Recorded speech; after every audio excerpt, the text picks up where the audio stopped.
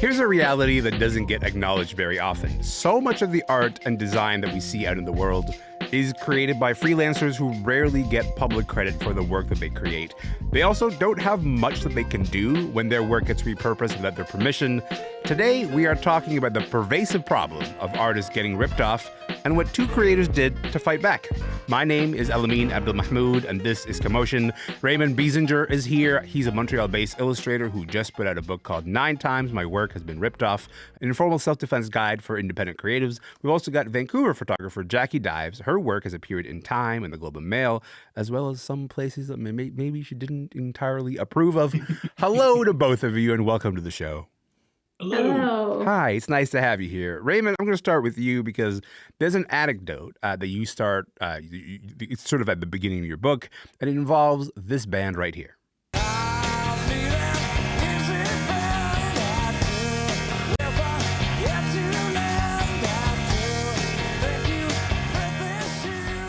All right, that is Nirvana. That is about a girl. That is from 1989. It's from Bleach.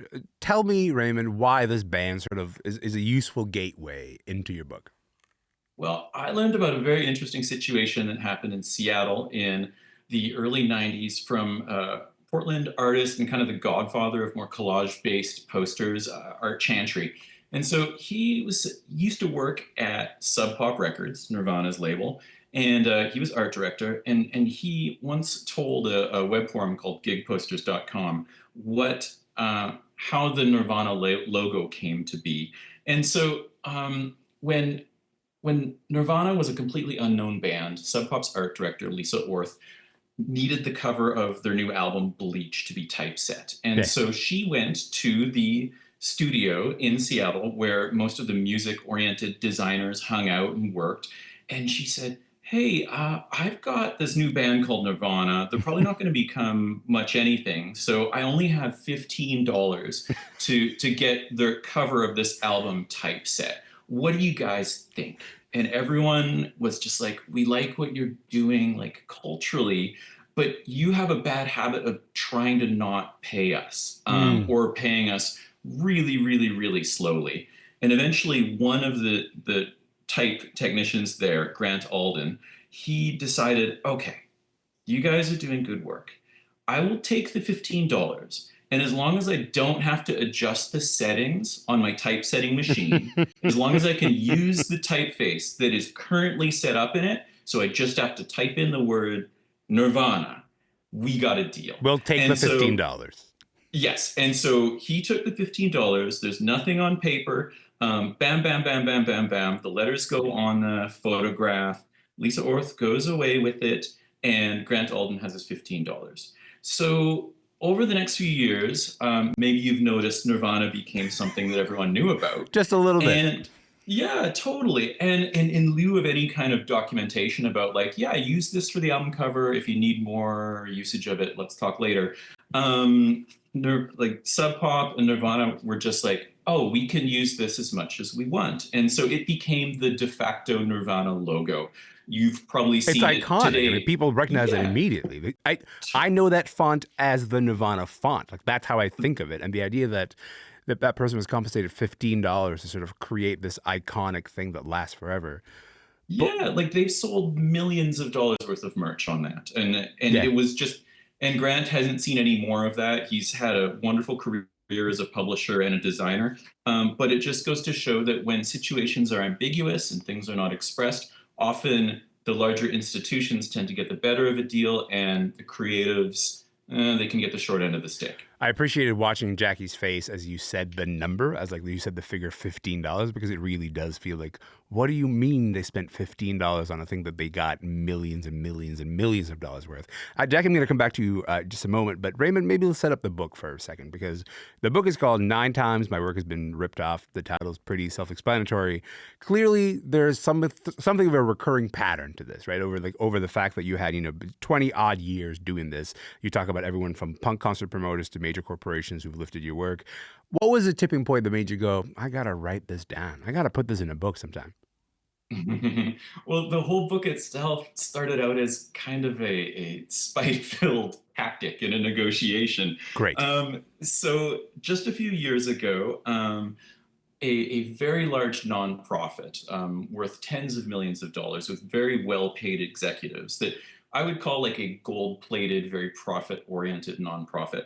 They used one of my images, my own personal work, on their external corporate communications. They took an image of mine of like an anatomy, female anatomy, and they even cropped it in such a way that my signature was off of it. And they had used Wow. this for 3 years um, without telling me. It was actually an acquaintance of mine who I'd worked with before who was like, "This looks like an unusual crop of your image. Did you approve this?" And Hmm. truly, I hadn't. So I was angry, and I managed to get through to their VP of communications. And we started talking about how this is a piece that I usually would not license to anyone. My personal work is set aside from my commercial work, my Hmm. editorial work. Like, no one can buy this unless you want to buy a print of it. So we went back and forth about the value of this image. I was just very angry and I just said $20,000 just because I'd done nothing wrong. Why not? Let's see what happens. Yeah. And they came back with 2,000. And Hmm. then I was like, okay, I have a history of doing like pamphlet publications. Hmm. Say, like in the year 2021, me and a writer from Halifax, Chris Murdoch, we made a pamphlet together called Black Dots, an Afropunk primer. And it was about growing up Black in the Halifax punk scene. Hmm. And I illustrated it, he wrote it, my little record label put it out, and we managed to sell 3,500 copies at $2 each and give all the proceeds to Black Lives Matter. Hmm. And also, I did another pamphlet with a queer writer called Stacey Easton that was all about. It's called Queer Country Hot Hits, and Oh, it was love about Stacey like, Easton on the show. So yes, yes. yeah, like hidden queer content in country music going back to the 1930s. Yeah. And so I thought I could probably write about this negotiation with this giant nonprofit. And I could draw some pictures and I could put it out there in the world. And I would probably sell more than 1,000 copies at $2 each. So Hmm. your offer of $2 to get me to be happy and to sign a non-disclosure agreement isn't sufficient. And I made a little mock-up and some notes about like how I would prepare it, and I sent it to this infringer, and I was like, "Take your pick. If you don't want to give me more than $2,000, I just publish this, and Hmm. I'm careful. I know how to not make it libelous. And what do you guys think of that?" And I was very, very angry at the time. They kept their cool. Eventually, we found a settlement that worked for all of us, and I refused to write or to sign a non-disclosure agreement. Hmm. But when I talked to friends about this idea of this pamphlet about the ripoff, people were really excited about it. And I posted online about it, and they were really excited about it. And that pamphlet and that set of notes Yeah. about what would be in the pamphlet turned into the proposal for 9 times my work is being ripped off. What I really appreciate about, as you were sort of giving that answer, is watching Jackie's face again, responding. The idea that you would say, "Well, here's my price," and they'd say, "How about 10% of that?" Jackie, tell me about. So you read the book. You've read Raymond's book. Did it resonate with you? Because I see it visually resonating with you as you're sort of reacting to him telling that story there. Yeah, of course it resonated. I mean, I've been in the freelancing world as an artist for about 10 years. And so this is something that I've encountered many, many times, my work being ripped off. And, I'm part of a Slack group of photographers across the country. And there's one channel where it's basically just constant talking about, oh, I saw my photo in this place. Like, Hmm. how much should I send the invoice for? And always back and forth about seeing our artwork in places that we did not, get paid for or even give permission for. The idea that you're a part of the Slack group and like everybody's sort of watching out for one another, but also giving each other Mm. advice.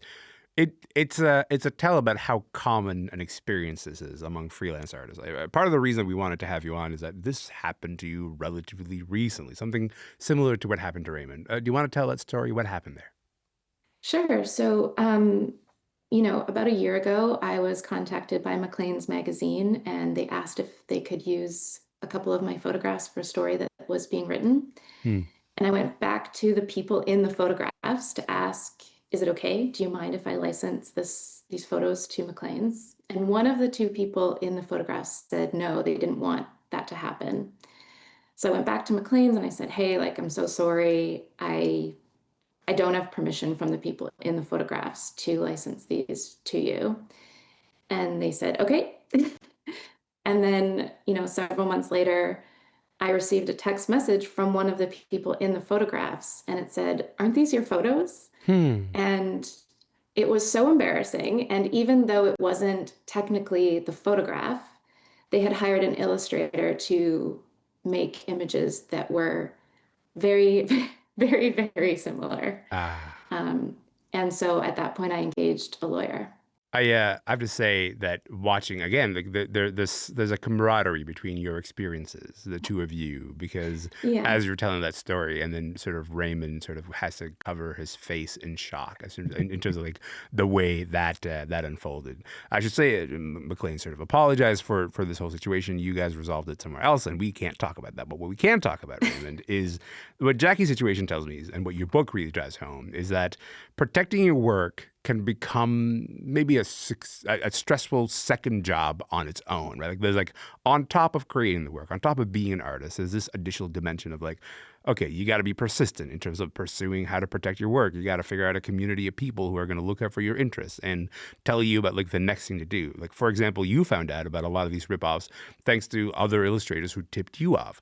Talk to me about why this network is so important in terms of like the ways that artists look out for each other, because it seems like someone else is always kind of paying attention to me like, hey, that's my friend's work. You can't do that with it.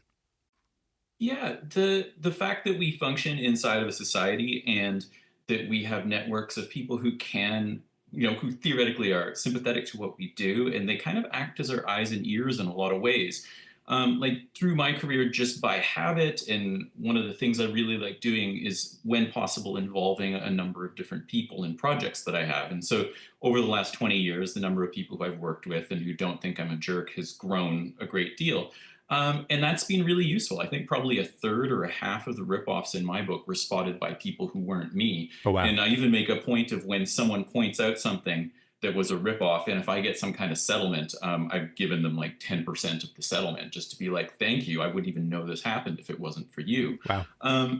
But also, we all have like, artists and photographers and creatives, we're also incredibly different from each other, and we all have a different set of skills. And so with the book, I mean, yes, having a community of eyes and ears out there is very useful, but I know some people don't like having a community, and some people have different skills than I do, and they aren't willing to, like, when a shop in Toronto was bootlegging my prints, I gave them a call and I pretended that I was a customer from Montreal who was like, oh, yeah, I saw that in your shop. How many copies do you have? Do you do other sizes? And then after a number of questions, standard kicking the tires of a new purchase question, I was like, oh, what can you tell me about the person who made it? And they just made up some garbage. Oof. So someone called me on it and was like, were you a drama kid? And I was like, yeah, I was for a while. So like, that's one of my superpowers. But you might be someone who like knows how to talk legalistically really, really well and can give the impression of having a giant, scary lawyer team.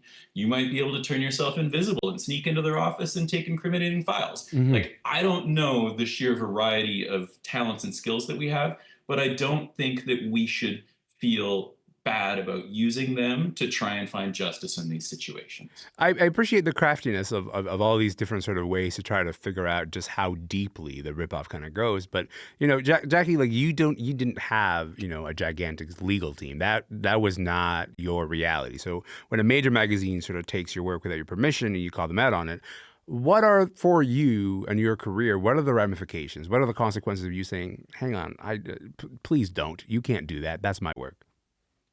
Yeah, so I think something to note is that often, and Raymond, this is in your book as well, I think a little bit, you talk about how often the cost of hiring a lawyer is more than what you would get from a payment.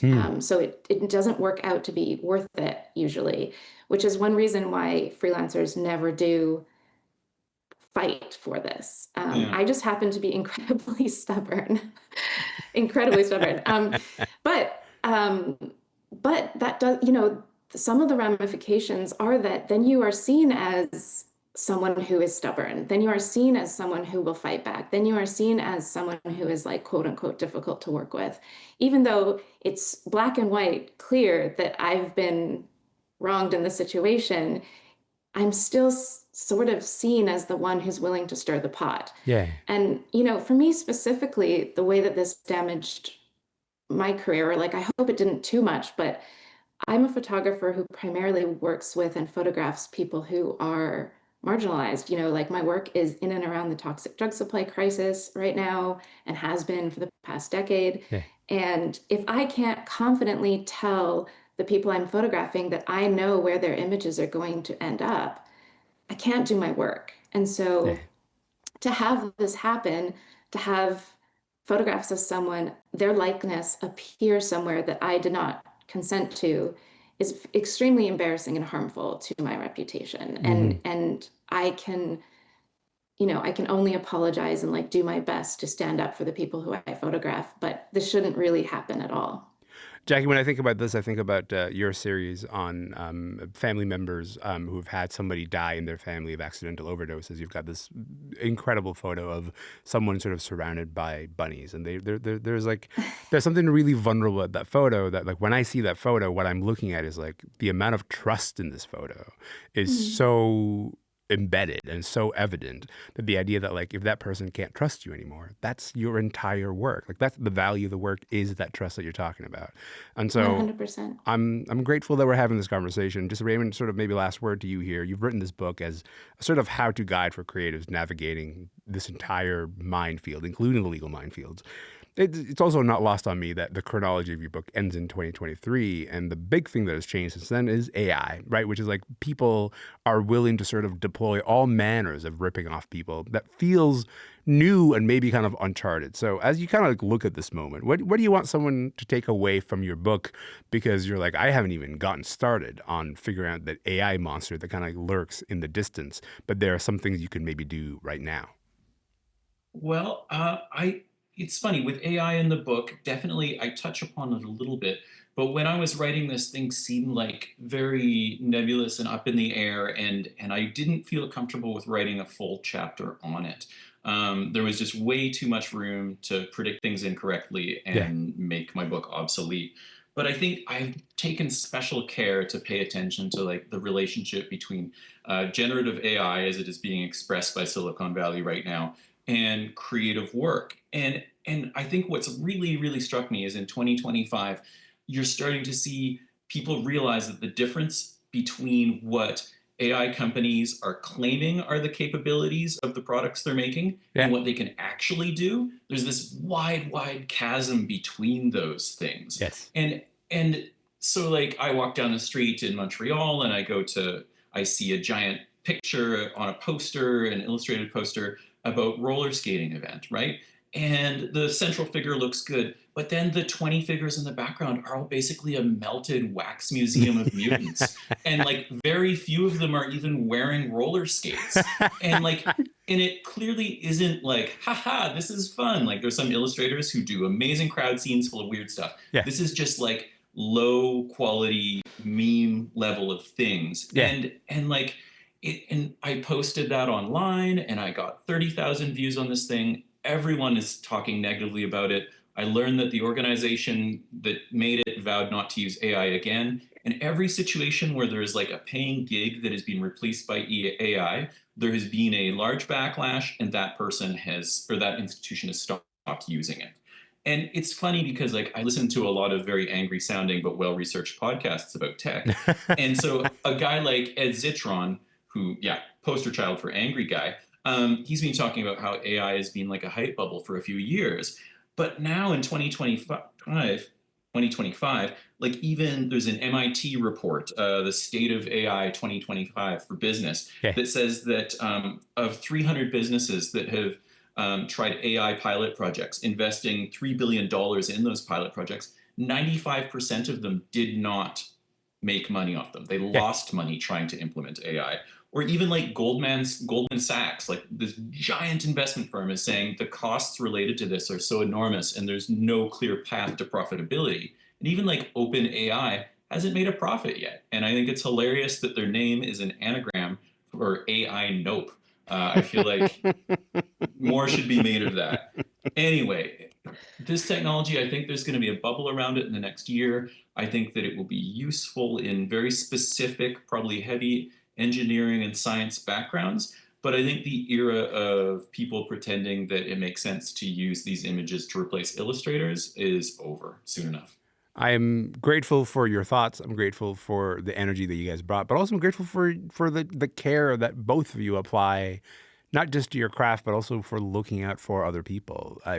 Both, in this idea of like having the Slack group, but also at the same time, the idea of like writing this book to say, there are things you can do. There are things you can do to push back. So Jackie and Raymond, I really appreciate your time. You guys are wonderful. Thanks again. Thank you for having us. My pleasure. Thank you. Thank you. Raymond Biesinger is an illustrator and the author of this new book, 9 Times My Work Has Been Ripped Off. He was in Montreal. Jackie Dives is a photographer in Vancouver. Look, before you go, I've just got a small favor to ask of you, if you don't mind. If you enjoy listening to the show, if you want to be a part of our group chat, we would love it if you would give us a follow on whatever app you're using to find us. That could be on your Apple podcast. That could be Spotify. That could be on YouTube. Wherever you are, give us a follow. That way you never miss an episode. And also, if you don't mind, give us a rating and review. That would help out the show a lot, because the more ratings and reviews the show has, the easier it is for other people to find us. Think of it as a favor for a friend. That friend is me, who's asking you for this favor. So would you do that? Thank you, friend. My name is Elamin Abdelmahmoud. This show is called Commotion. We'll be back tomorrow. Love to see you then.